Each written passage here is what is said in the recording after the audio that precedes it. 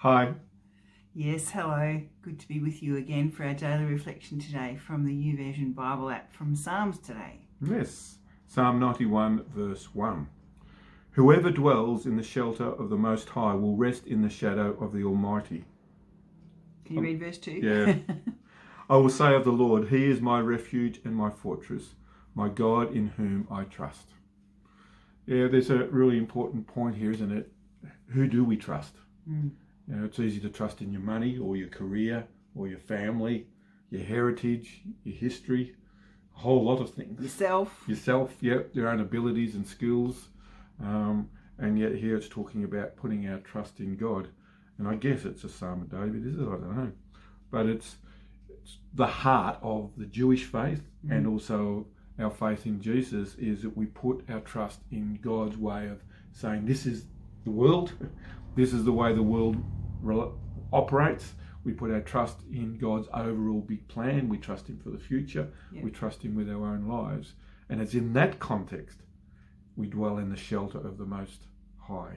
We'll rest in the shadow of the Almighty. Yep. And shelter is a really good word, isn't it? Because it implies covering, it implies protection, it implies safety.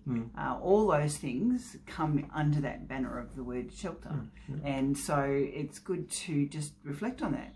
Whoever dwells in the shelter, if you make that choice to dwell and acknowledge the Most High, God Almighty, then you have rest. You can have rest. You can choose that. And so that's a really great reminder. And needing shelter assumes there is a storm or there is something going on that requires shelter. So it's not saying everything's honky-dory, the world's everything's going well. It's saying no, in those difficult moments, whatever they might be, COVID-19 restrictions or the results of that have come out with the violence in America and also some of the protests and all the rest of it, which might have really good values and intentions behind it. There's all disruptive in that space.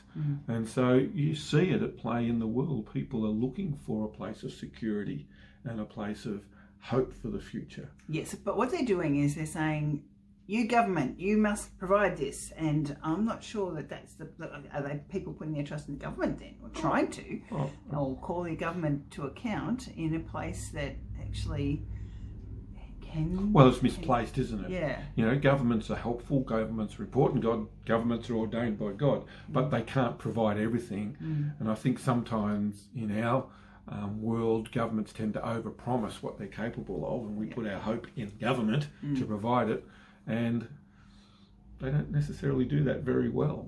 In fact, when Israel asked for a king, for some form of government other than God, and Samuel got really upset about them because that was really saying we don't want God, we want a man. Yeah. Ultimately, God gave them a king, gave them a state government type situation, but God said they'll tax you, they'll do all these things to you, they'll send your kids off to war, sons off to war.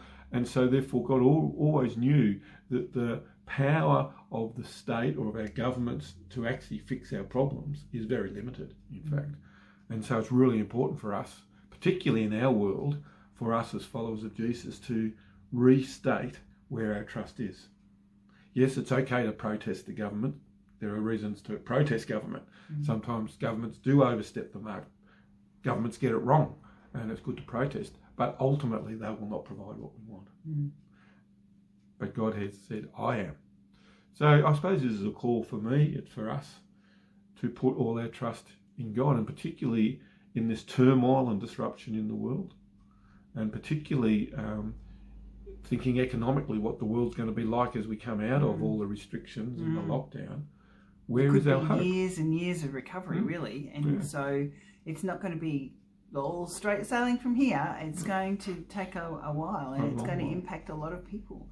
And so how can we be faithful in that and continue to trust God through some of the difficult times ahead? It's not over yet, everyone. There's more to come. Yeah, so this is a good call, isn't it? To dwell in the shelter in the midst of all the stuff that's going on. Where do we put our hope? Where do we put our trust? And that's a daily moment by moment walk. It's not just once and for all. So I need to do that. A continuing decision. You need to do that. We Hands need up, to do let's that. do that. Yeah. And God bless you today. Yeah. See ya. Bye.